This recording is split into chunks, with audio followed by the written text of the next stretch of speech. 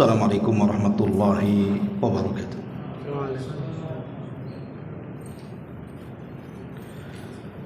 Alhamdulillah wassalatu wassalamu ala Rasulillah wa ala alihi wa sahbihi wa mawalah wa la hawla wa la quwata illa billahi wa ba'du. Alhamdulillah, segala puja dan puji hanya milik Allah subhanahu wa ta'ala. Salawat dan juga salam kita hadiahkan kepada Rasul kita Nabi besar Muhammad sallallahu alaihi wa ala alihi wasallam. Kajian di malam hari ini kita akan membahas tentang 3 kelompok yang dijamin oleh Nabi sallallahu alaihi wasallam bahwa mereka akan masuk di dalam surga. Dan itu tertuang dalam sebuah hadis yang dikeluarkan oleh Imam Abi Dawud pada nomor urut hadis ke-4167 dari hadis Abi Umamah radhiyallahu anhu. Nabi sallallahu alaihi wasallam bersabda, "Ana za'imun bi baitin fi rabadil jannati liman tarakal mirah wa in kana muhiqqan wa bi baitin fi wasatil jannati liman tarakal kadhiba wa in kana mazihan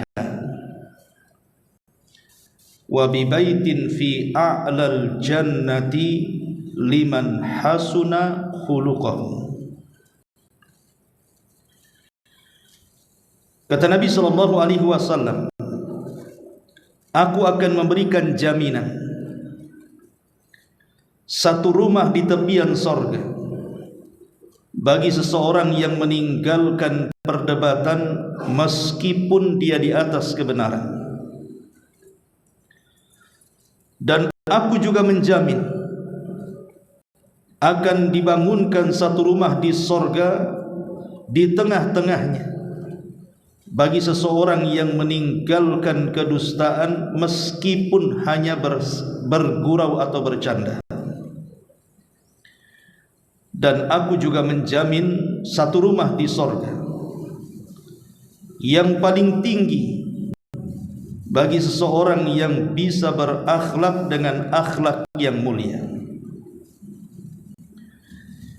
Inilah 3 kelompok yang disebutkan Nabi sallallahu alaihi wasallam, bahwa 3 kelompok ini dijamin akan dibangunkan rumah oleh Allah subhanahu wa ta'ala di sorga atas lisan Rasul. Baik, yang pertama, Nabi mengatakan, ana za'imun bi baitin fi rabadil jannah. Aku akan jamin dibangunkan satu rumah di tepian sorga bagi siapa? Liman taraka al-mira wa in kana muhiqqan. Bagi orang yang meninggalkan mira, artinya perdebatan, walaupun dia di atas kebenaran. Apa maknanya? Ma'asyiral muslimin yang dimuliakan Allah subhanahu wa ta'ala, kita tahu bahwa perdebatan dalam Islam itu sangat tercela. Berdebat dalam Islam itu hukumnya tercela. Dan yang dimaksud perdebatan dalam Islam di sini artinya al-mira. Ada mira, ada jidal. Harus dibedakan kalau mira dengan jidal itu. Kalau mira, berdebat memang bukan untuk mencari sebuah kebenaran. Kalau jidal terkadang mencari kebenaran, terkadang tidak. Kenapa demikian? Kalau seandainya ada orang yang berdebat di halayak orang ramai, saya akan contohkan satu kisah. Ada seorang ulama bahasa namanya Sibawe. itu pernah berdebat dengan Al-Imam Al-Kisai. Itu dua-duanya ulama nahwu, ulama bahasa. Ma'ruf kalau kita belajar ilmu nahwu, selalu dua ulama itu disebut-sebut, Al-Imam As-Sibawayh dan Al-Imam Al-Kisai. Jadi berdebat di halayak orang ramai. Qadarullah, As-Sibawayh mampu mengalahkan Al-Kisai dengan hujahnya. Setelah terjadi perdebatan ini, maka Imam Al-Kisai pun kemudian berusaha keluar dari kerumunan orang yang menyaksikan debat itu dengan sembunyi-sembunyi karena malu. Karena malu dia kalah dalam perdebatan. Makanya dia menutup wajahnya, kemudian keluar dengan perasaan sakit hatinya. Dari sini kita tahu bahwa gambaran perdebatan Sibawayh dan Kisai ini, kalau orang kemudian melakukan perdebatan di halayak orang ramai dan orang itu bisa mengalahkan, terkadang yang dikalahkan itu merasa kecil hati, terkadang hatinya juga sedih. Lah sesiapa, kata Nabi SAW, yang dia menjaga hatinya, hati lawan debatnya, dia bisa mengalahkannya. Sebenarnya dia mampu mengalahkan dengan mudah. Tapi karena ingin menjaga hati saudaranya, dia berpura-pura tidak memiliki hujah yang kuat, supaya kesannya itu ya sama-sama. Mungkin tidak ada kalah atau tidak ada menang, ataupun pura-pura kalah, hanya untuk menjaga hati saudaranya. Maka orang yang mampu melakukan seperti ini, inilah yang dimaksud hadis ini. Allah Subhanahu wa ta'ala akan menjamin satu rumah di sorga bagi yang meninggalkan debat, walaupun dia di atas kebenaran. Makanya dalam sejarah ada orang namanya Abu Ubaidah Al-Qasim ibn Salam.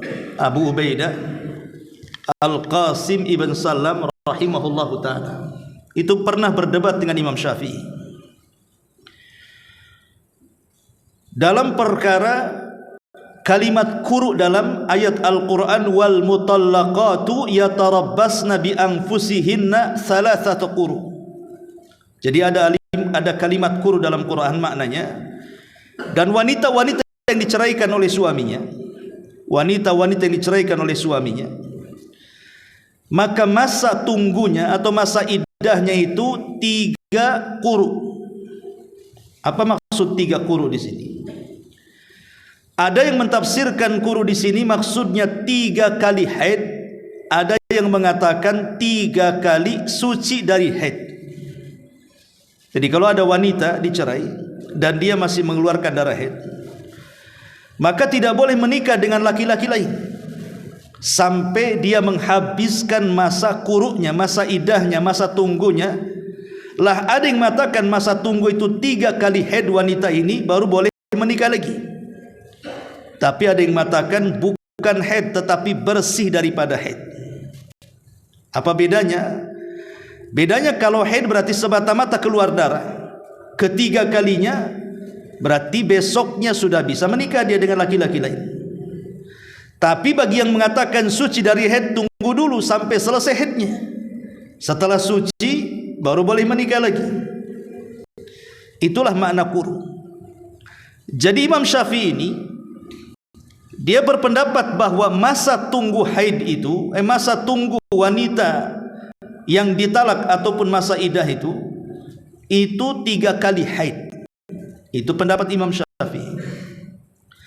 Tapi pendapat Abu Ubaidah Al-Qasim ibn Salam ini, sama-sama ulama di zamannya, pakar-pakar fikih nih, dia berpendapat lain bahwa quru di situ bersih dari haid. Terjadilah perdebatan hebat antara Imam Syafi'i dengan Abu Ubaidah Al-Qasim ibn Salam ini. Tetapi kemudian setelah melakukan perdebatan, selesai berdebat, tiba-tiba Imam Syafi'i mengatakan, sungguh aku takjub dengan pendapatmu.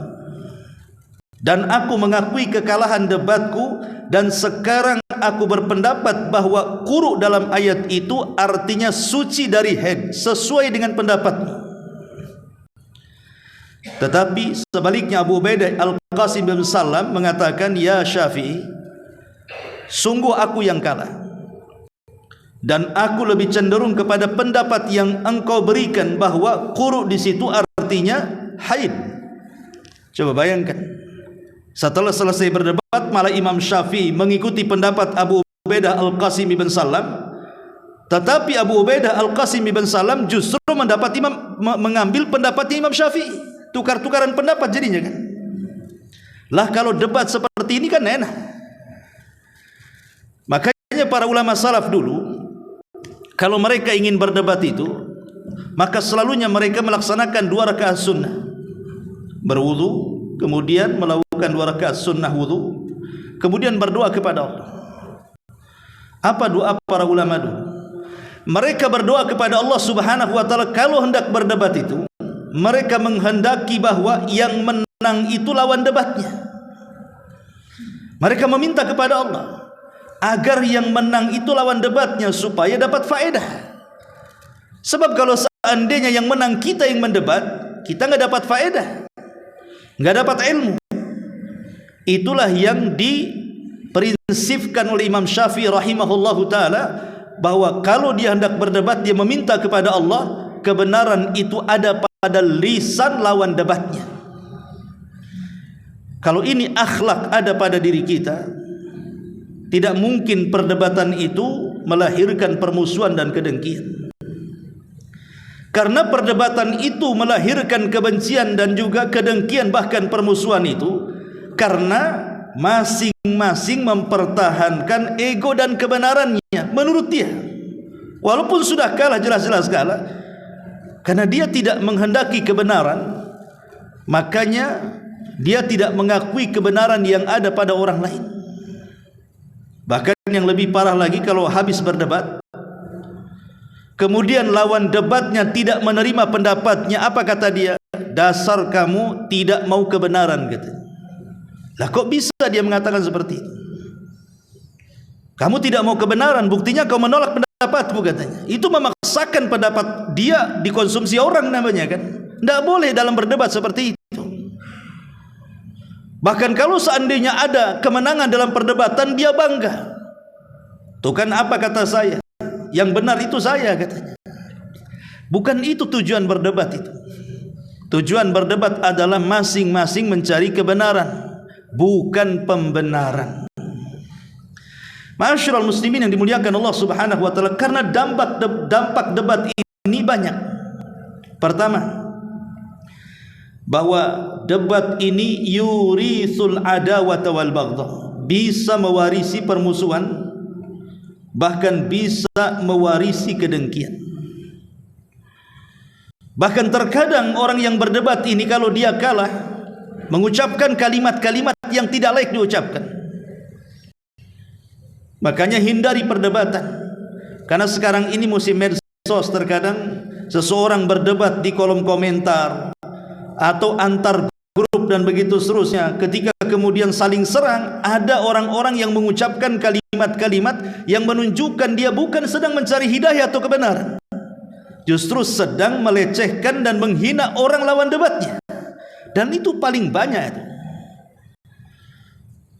Dan ini bahaya kalau sudah seperti ini kan, akhirnya melahirkan permusuhan dan juga kebencian. Yang kedua, debat ini menyebabkan haramnya ilmu. Satu hari dari Yunus, dia mengatakan, telah dikirim kepadaku sebuah surat dari Maimun ibn Mihran. Isi suratnya, iyyaka wal khusumata wal jidal. Hati-hati engkau, hindari perdebatan dan hindari jidal. Kenapa? Wala tujadilna aliman wala jahilan. Jangan kau berdebat baik melawan orang yang alim ataupun orang jahil. Kenapa demikian? Ammal alim fa innahu yahzan anka ilmu wala yubali ma sana'ta wa ammal jahil fa innahu yahshan bi sadrika wa la yuti'u.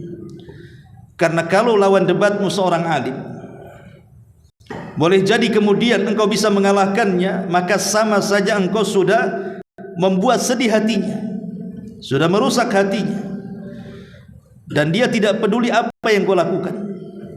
Tetapi orang jahil pasti dia akan mengeyel dan tidak akan mengikuti apapun yang kau katakan. Makanya kata Imam Syafi'i, aku tidak pernah kalah kalau berdebat dengan orang alim, tapi aku kalah kalau berdebat dengan orang jahil. Karena orang jahil itu ngeyelan. Debat sama orang jahil itu ngeyel, nggak dapat kebenaran.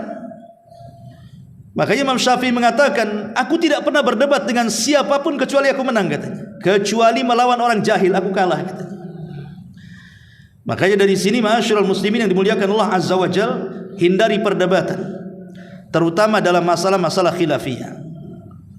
Masalah-masalah khilafiyah yang masing-masing ulama ada pendapat di situ. Contoh namanya kunut subuh nih. Ada orang berdebat kunut subuh itu sampai sengitnya saling sesat menyesatkan, gara-gara masalah kunut. Padahal kunut subuh sendiri masalah khilaf ulama ini. Itu kan sumbernya gara-gara masalah hadis. Ada tambahan dalam hadis itu, Nabi SAW kunut sampai dia meninggal. Sebagian para ulama mengatakan bahwa tambahan ini lemah, sebagian orang mengatakan tambahan ini sahih. Imam Syafi'i mengatakan sahih tambahannya, Imam Ahmad mengatakan tidak sahih tambahannya. Bagi yang mensahihkan tambahan hadis ini berarti disyariatkan kunut. Bagi yang melemahkan berarti kunut itu bid'ah. Tapi kan sama-sama punya hujah di sini. Kalau masalah khilafiyah kemudian diperdebatkan sampai sesat menyesatkan, bid'ah membid'ahkan, ini tidak paham adab perdebatan.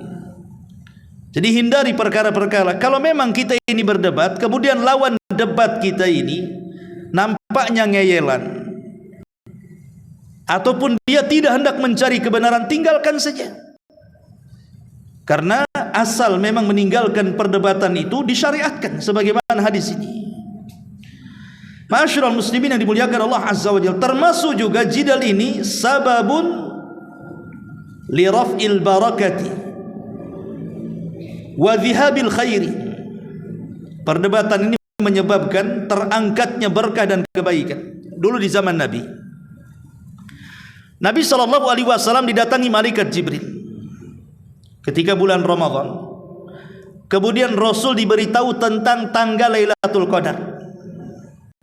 Rasul senang karena dikasih tahu tanggal Lailatul Qadarnya tanggal sekian. Berarti kalau sudah diketahui tanggal sekian, berarti tidak perlu lagi capek-capek mencari Lailatul Qadar kan, karena sudah ada tanggalnya. Tetapi setelah Rasul SAW keluar rumah ingin memberitahu para sahabatnya tentang tanggal Lailatul Qadar itu, tiba-tiba di jalan ada dua sahabat yang berdebat sampai mengangkat suaranya. Maka Nabi SAW akhirnya sibuk melerai dua orang ini. Lama sekali Rasul kemudian mendamaikan dua orang ini sampai betul-betul damai. Setelah meleraikan dua orang yang berdebat ini, Rasul lupa. Kemudian pulang ke rumah, padahal tujuannya dia keluar rumah itu ingin memberitahu tanggal Lailatul Qadar. Tapi karena sibuk kemudian melerai dua orang yang berdebat, dia lupa memberitahu, langsung pulang. Sampai di rumah dia tidak ingat lagi tanggal berapa itu. Lihat bagaimana gara-gara perdebatan ini akhirnya hilang berkah kan. Terpaksa akhirnya kita harus mencari Lailatul Qadar dengan susah payah di 10 malam terakhir itu, karena tidak tahu Lailatul Qadar tanggal berapa jadinya kan. Entah tanggal 21, 23, 25, 27, 29, kita tidak tahu dengan satu pun. Makanya Aisyah radhiyallahu anha ketika ditanya tentang Lailatul Qadar, Aisyah mengatakan Lailatul Qadar itu sama dengan Ismul A'zam dalam Asmaul Husna. Nama Allah yang agung dalam nama-nama Allah yang 99 nama itu. Tidak tahu mana yang satu. Sehingga kita harus mencarinya. Begitu juga malam Lailatul Qadar tanggalnya berapa, tidak ada yang tahu kecuali harus mencarinya. Tapi Rasul sudah mengatakan carilah di 10 akhir Ramadan. Tapi lihat gara-gara perdebatan dua orang ini akhirnya berkah hilang. Coba kalau seandainya tidak ada orang yang berdebat, kemudian Rasul memberitahu umatnya, kan kita tidak lelah-lelah. Pasti pamannya pada tanggal 27, semua serentak tanggal 27, pasti orang itu menghidupkan malam. Inilah gara-gara debat diangkatlah kebaikan. Nah, itu pengaruh daripada jidal. Kemudian juga jidallah sababul halak, dia sebab kehancuran. Nabi SAW mengatakan, "Dharuni ma taraktukum, fa innama halaka man kana qablakum bi kathrati su'alihim wa ikhtilafihim ala anbiya'ihim." Sudah, lakukan saja apa yang kutinggalkan kepada kalian, kata Nabi. Karena hancurnya umat sebelum kalian, terlampau banyak pertanyaan mereka dan perselisihan mereka terhadap nabi-nabi mereka. Lihat Bani Israel ketika berdebat dengan Nabi Musa soal sapi betina. Ketika ada orang yang meninggal dunia dan orang itu pejabat besar di tengah-tengah Bani Israel, kemudian yang membunuh ini menyembunyikan pembunuhannya dan menuduh kabilah yang lain membunuhnya, sehingga hampir terjadi perang gara-gara tuduh-tuduhan membunuh. Kemudian mereka datang kepada Nabi Musa mengatakan, "Ya Musa, bisa enggak kau tunjukkan kepada kami siapa pembunuhnya?" Maka Nabi Musa berdoa kepada Allah Azza wa Jalla, kemudian Allah memerintahkan, "Kalau begitu sembelihlah seekor sapi betina. Nanti dengan itu akan teruraikan siapa pembunuhnya." Kalau sampai di sini Bani Israel langsung melakukannya, menyembelih sapi betina, selesai, langsung terungkap pembunuhnya. Tapi mereka malah menuduh Nabi Musa ini main-main, seolah-olah kami ini bertanya soal siapa pembunuhnya, kenapa engkau pula meminta kami untuk menyembelih seekor sapi betina? Apa hubungan siapa pembunuh dengan sapi betina ini?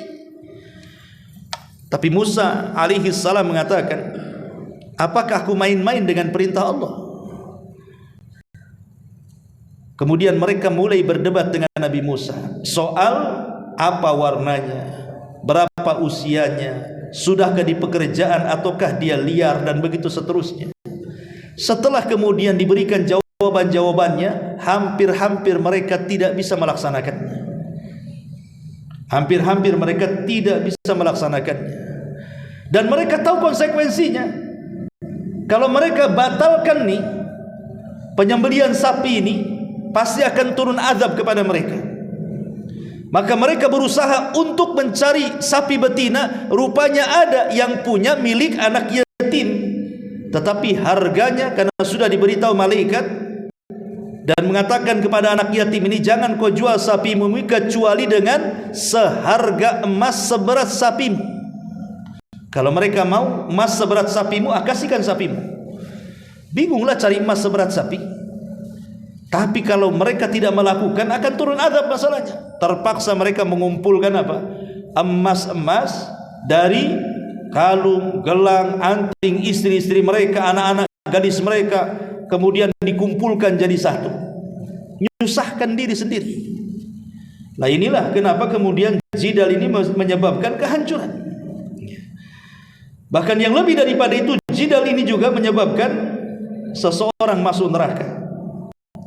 Nabi SAW mengatakan, "Man talabal ilma liyujariya bihil ulama aw liyumariya bihi sufaha wa yasrifa bihi wujuhan nas ilaihi adkhalahu Allahun nar." Siapa yang mencari ilmu dalam rangka mendebat para ulama atau berjidal dengan orang-orang jahil supaya dia punya wajah di tengah-tengah manusia, punya kemuliaan di tengah-tengah manusia, kecuali Allah akan masukkan dia ke neraka. Artinya talabul ilminya percuma, karena tujuannya bukan untuk lillah, tapi hanya untuk berdebat dan berdebat. Ma'asyiral muslimin yang dimuliakan Allah Azza wa Jalla, ini yang pertama. Kemudian yang kedua, Nabi SAW mengatakan, "Wa bi baitin fi wasatil jannati liman tarakal kadhiba wa in kana maziha. Dan Nabi akan menjamin satu rumah di tengah-tengah surga. Syaratnya meninggalkan dusta walaupun hanya bersendau gurau belaka. Kita lihat, kalau kita melihat ada orang yang sedang melawak gitu, para pelawak ya. Terkadang mereka supaya manusia tertawa, terkadang mereka membuat cerita-cerita lucu kan? Yang parahnya lagi bukan hanya mengarang cerita-cerita lucu, kadang-kadang menghina lawan lawaknya, akhirnya menimbulkan decak tawa karena dianggap lucu. Ma'asyiral muslimin yang dimuliakan Allah Subhanahu wa taala, tidak boleh bercanda kalau di dalamnya ada dusta. Kalau dusta dalam candaan saja tidak boleh, apalagi bukan dalam candaan. Makanya ulama mengatakan ada beberapa tempat orang itu tidak boleh bercanda. Pertama, menakut-nakuti seorang muslim, tidak boleh bercanda. Pamannya ambil pisau, kemudian diarah-arahkan ke wajah dia. Sebenarnya dia sedang bercanda, tapi karena dia sedang menakut-nakuti seorang muslim, tidak boleh bercanda dalam menakut-nakuti seorang muslim. Kenapa demikian? Karena Rasul yang mengatakan la yahillu li muslimin an yurawwi'a musliman. Tidak halal alias haram bagi seorang muslim membuat takut muslim yang lainnya, walaupun sebatas candaan. Yang kedua, tidak boleh bercanda dalam rangka melecehkan kelompok-kelompok tertentu. Tidak boleh bercanda dalam rangka melecehkan kelompok tertentu, suku tertentu, ras tertentu. Tidak boleh. Allah Subhanahu wa taala berfirman dalam surah Al-Hujurat ayat 11 itu, ya ayyuhalladzina amanu la yaskhar qaumun min qaumin asa an yakunu khairan minhum. Wahai orang-orang yang beriman, janganlah sekumpulan orang-orang di antara kalian merendahkan kumpulan yang lainnya, karena boleh jadi yang ditertawakan itu jauh lebih baik dibandingkan mereka. Tidak boleh. Karena ada orang yang kemudian melecehkan kelompok yang lainnya dengan cara apa? Dengan cara candaan. Entah mungkin menghina warna kulitnya, entah mungkin menghina dialek bahasanya, entah mungkin menghina budayanya, dan begitu seterusnya. Walaupun bercanda tidak boleh. Ini bukan tempat bercanda ya. Kemudian yang ketiga, tidak boleh canda itu isinya tuduhan ataupun fitnah terhadap orang. Tidak boleh bercanda, walaupun bercanda kalau di dalamnya ada fitnah, ada tuduhan kepada orang lain, maka sangat dilarang oleh para ulama. Ini yang ketiga. Kemudian yang keempat, jangan pula bercanda kepada orang yang tidak suka bercanda. Kan ada orang yang tidak suka bercanda kan? Ada orang itu tipenya serius saja. Jangan bercanda kepada orang yang tidak suka bercanda, bisa tersinggung dia. Kemudian juga jangan bercanda dalam perkara-perkara serius, di pengadilan, di persidangan. Tidak boleh seseorang saksi bercanda dengan hakim di situ. Ini serius, sedang memutuskan sebuah perkara. Ataupun di majelis-majelis penguasa, di majelis-majelis ilmu.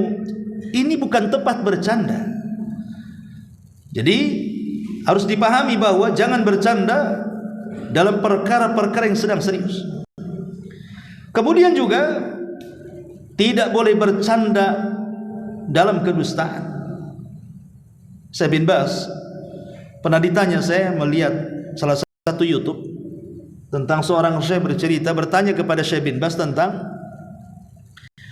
orang tua yang menceritakan sebelum tidur anaknya, di mana dalam cerita-cerita itu ada pendidikan di dalamnya.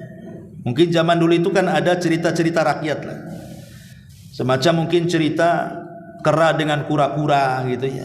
Zaman dulu itu kan memang ada pendidikan di dalamnya. Atau mencerita-cerita fiktif tapi ada pelajaran di dalamnya. Jadi Syekh bin Baz ditanya, boleh enggak orang tua bercerita dengan cerita fiktif dan di dalamnya ada pelajaran untuk anaknya. Maka Syekh bin Baz mengatakan sebaiknya tidak dilakukan. Banyak kisah-kisah yang jauh lebih baik dari itu dan tersimpan pendidikan di dalamnya. Seperti kisahnya para nabi, kisahnya para ulama, kisahnya para sahabat. Kenapa harus mengambil kisah-kisah yang tidak ada kisahnya? Kisah fiktif. Ya. Artinya kalau menceritakan saja dan ada pendidikannya dilarang, maka bercanda dalam kedustaan juga lebih dilarang lagi. Maka tidak boleh, karena dusta itu sendiri adalah dosa besar. Iyyakum wal kadhiba fa innal kadhiba yahdi ilal fujur wal fujuru yahdi ilan nar. Hati-hati jangan berdusta, karena dusta itu mengantarkan kepada perangai keburukan, dan keburukan itu pasti mengarah ke neraka. Dusta yang dibolehkan itu cuma 3 perkara saja. Pertama, dalam rangka islah. Ada 2 orang yang bertengkar, kemudian kita hendak mengislah keduanya, terpaksa harus berdusta. Itu dibolehkan karena tujuannya mengislah. Yang kedua, berdusta untuk menjaga darah seorang muslim. Antum punya tetangga, satu muslim satu kafir. Tetangga yang kafir mau membunuh tetangga yang muslim, antum sembunyikan di rumah. Kemudian antum katakan tidak ada di sini dia. Berdusta, tapi boleh karena ingin menjaga nyawanya orang muslim. Atau berdusta dalam keluarga, suami berdusta soal makanan, bilang enak padahal tak enak. Suami bicara soal pakaian, tak bagus dibilang bagus, tidak cantik dibilang cantik, hanya untuk keharmonisan keluarga dibolehkan. Tetapi candaan, dusta-dusta yang lainnya walaupun bercanda tetap tidak boleh. Kenapa? Karena ada hadis Nabi mengatakan, wailun lilladzi yuhaddits fayakdzib liyudhika bihil qaum wailun lahum wa wailun lahum. Celaka seseorang yang berbicara dusta untuk membuat orang tertawa. Celaka dia dan celaka dia. Ini yang kedua. Kemudian yang ketiga, Nabi SAW mengatakan, wa bibaitin fi a'lal jannati liman hassana khuluqahu. Dan aku jamin, kata Rasul, Allah akan bangunkan satu rumah di tempat yang paling tinggi di sorga. Bagi siapa? Bagi orang-orang yang memperbaiki akhlaknya. Yang dimaksud khuluk, khuluk itu artinya akhlak yang dilatih. Kan akhlak itu ada 2 ya. Memang ada akhlak bawaan.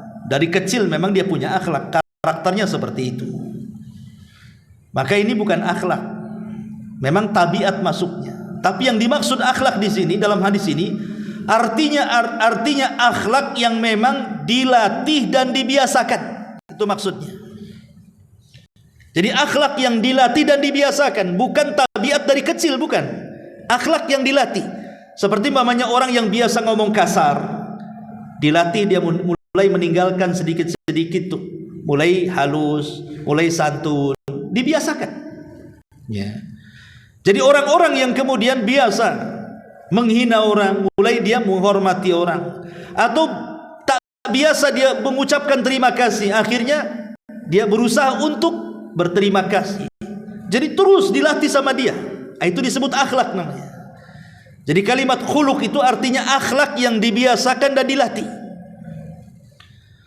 Sebab kalau yang memang tabiat dari kecil itu bukan akhlak, dalam bahasa Arabnya apa?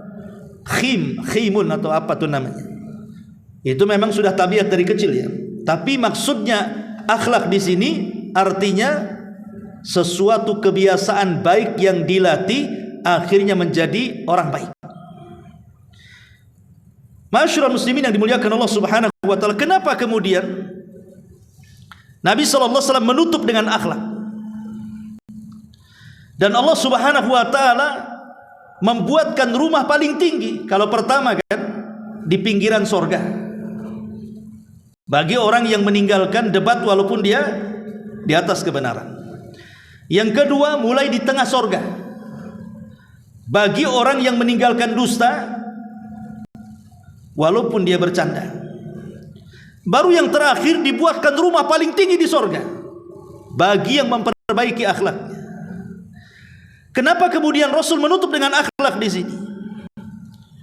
Di mana akhlak itulah yang kemudian menjadikan titik paling tinggi di sorga bagi orang-orang yang masuk dalam sorga. Karena kebanyakan orang masuk neraka itu lisannya. Kebanyakan orang masuk neraka itu karena lisan.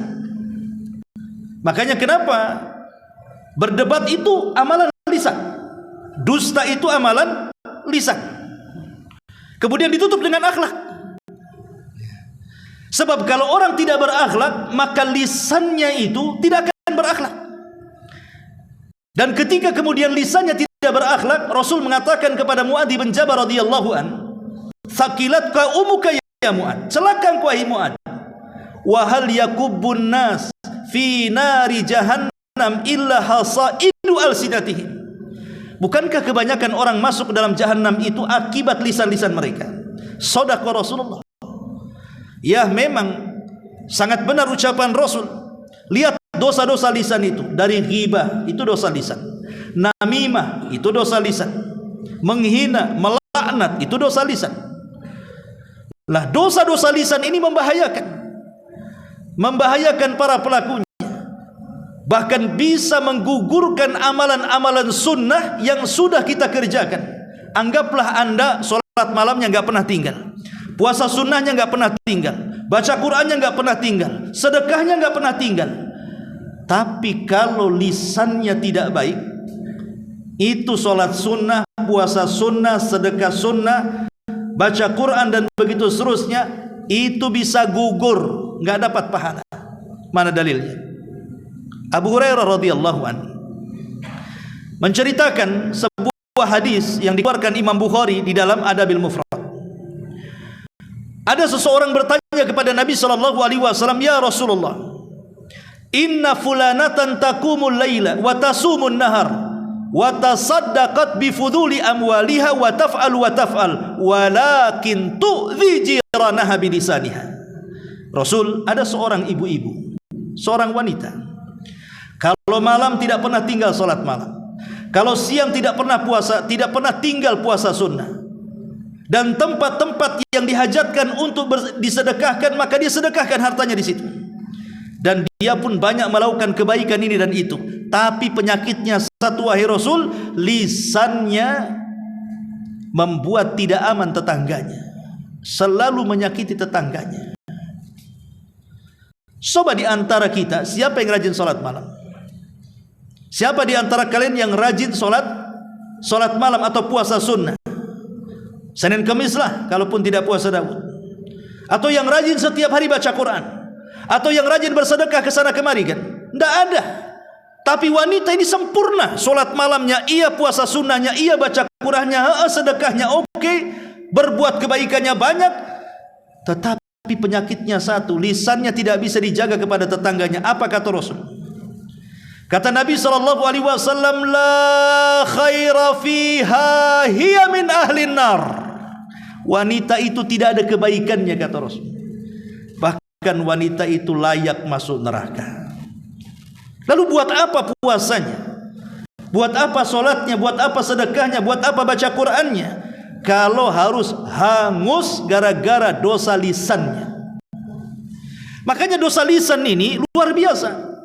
Di zaman Nabi SAW ada dua orang bertengkar soal nasab. Yang satu mengatakan, "Tahu enggak kamu siapa saya?" katanya. "Tahu enggak kamu siapa saya?" Dengan sombongnya dia mengatakan. Kata kawannya, "Emang siapa kamu?" Dia mengatakan, "Ana fulan, ibn fulan, ibn fulan, ibn fulan, ibn fulan." 9 kakeknya disebut dengan bangganya. Karena kakek-kakeknya itu orang-orang hebat menurut dia.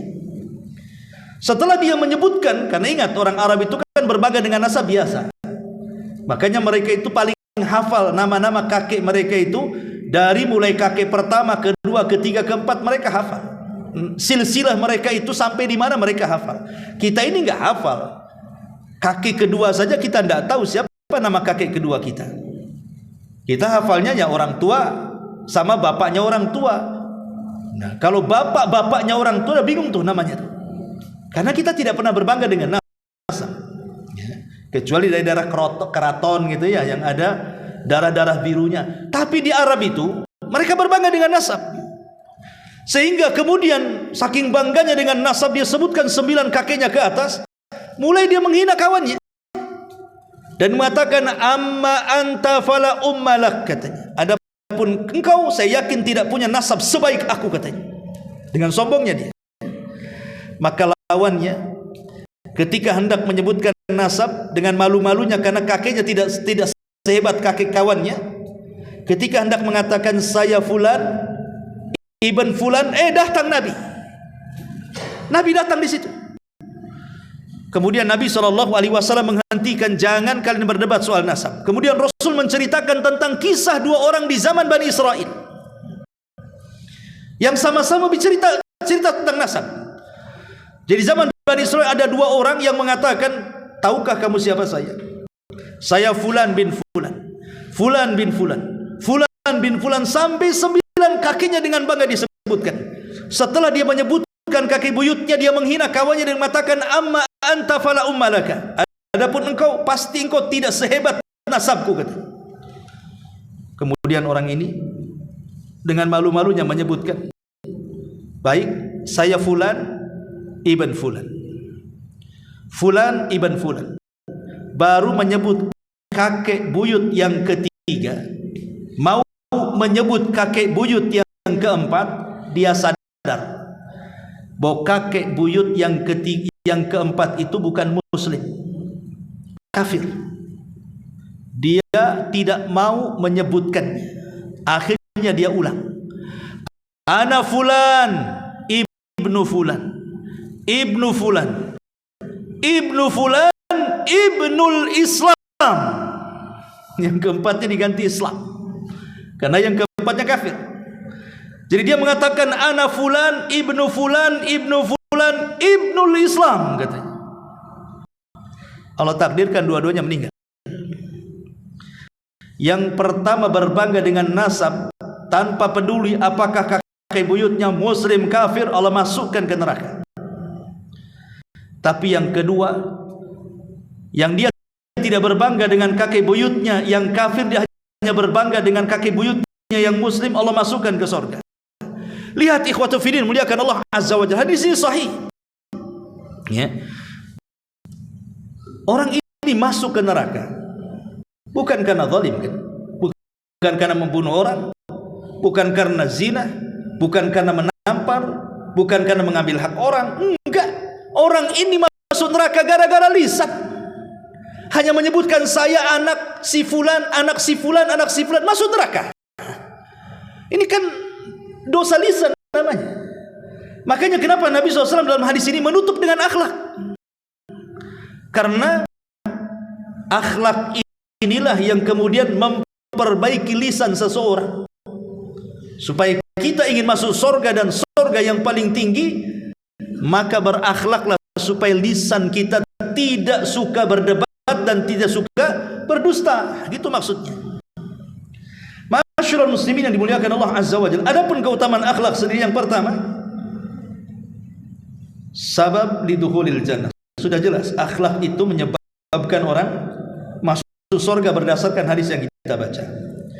Yang kedua, sababun fi mahabbatillahi li'abdi. Akhlak itu sebab mendapatkan kecintaan Allah kepada hambanya, ataupun kecintaan hamba kepada hamba yang lain.